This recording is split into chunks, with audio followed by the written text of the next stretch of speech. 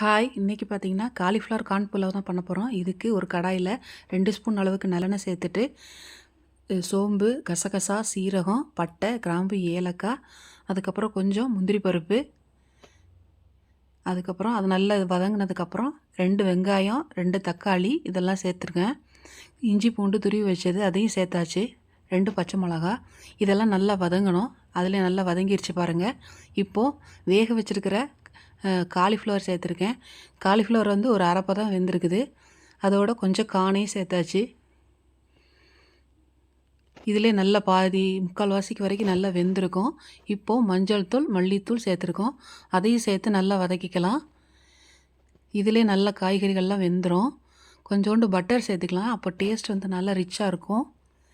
இப்போது சாதம் ஊற வச்ச தண்ணி சேர்க்குறேன். நார்மல் ரைஸ் தான் இந்த தடவை சேர்த்துருக்குறேன். நல்லா கொதிச்சிருச்சு பாருங்கள். இப்போது அரிசி வந்து நம்ம சேர்த்துடலாம். வீடியோக்காக நான் ஸ்பீட் பண்ணி காமிக்கிறேன். அப்புறம் கொஞ்சம் மிளகாத்தூள் சேர்த்துருக்கேன் கலருக்காக வேண்டி. இது காரம் ரொம்ப அதிகமாக இருக்கும், அதனால் கொஞ்சமாக சேர்த்துருக்குறேன். அவ்வளோதான், ரெடி ஆயிடுச்சு நம்முடைய காலிஃப்ளவர் கார்ன் புலாவ். ட்ரை பண்ணி பாருங்கள். ரொம்ப டிஃப்ரெண்ட்டாக அட்டகாசமான டேஸ்ட்டில் இருக்கும். ஓகே, பாய்.